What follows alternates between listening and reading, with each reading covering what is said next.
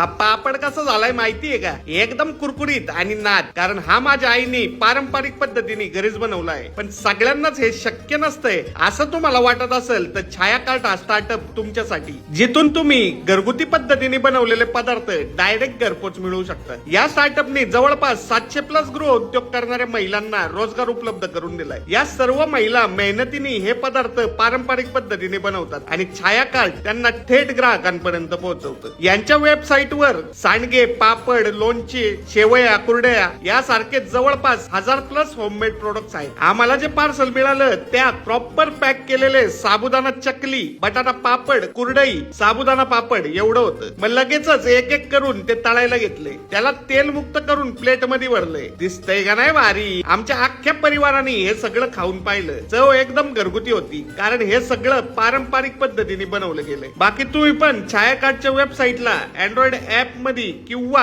WhatsApp वरून यांचे products घेऊ शकता.